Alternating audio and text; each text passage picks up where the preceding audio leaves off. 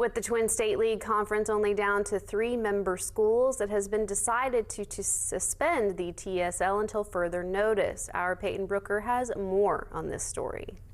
Forming in 2022, the Twin State League was made up by Fort Frye, Marietta, Warren, and Point Pleasant to give a chance for student athletes to participate in conference championships.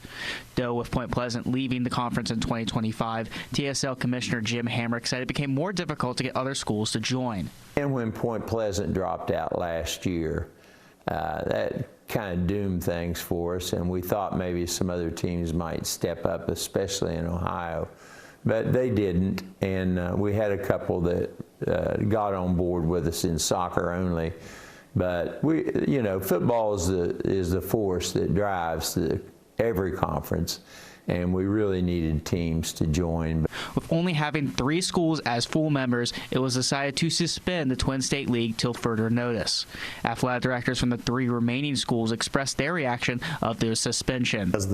The Twin State League was a great league in terms of balance, competitiveness among the 4 schools, and we just really hated to see it, fall into this stage of where we had to suspend operations. Point Pleasant leaving, joining a conference in West Virginia, a 4-team conference obviously is not a large conference, not a big, strong conference. However, 3 teams is not really a conference. Obviously, it's not the best thing in the world, but we always figure it out. I think the past couple of years that we've been in this, all of our creators who started up did a great job, took what was in front of us and made the best out of it.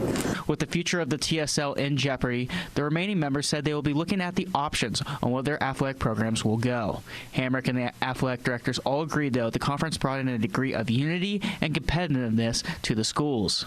I really enjoyed Fort Frye teaming up against Marietta in the county there and Warren in the county. That was, all those were very interesting and very competitive. The memories I'm going to have are the relationships that we had amongst our schools, and I think our bond has become stronger because we did participate in the league. No one dominated. Fort Frye won some sports, Warren won some sports, Point Pleasant, Marietta, everybody kind of, got a taste of winning. This is Peyton Brooker, WTAP News.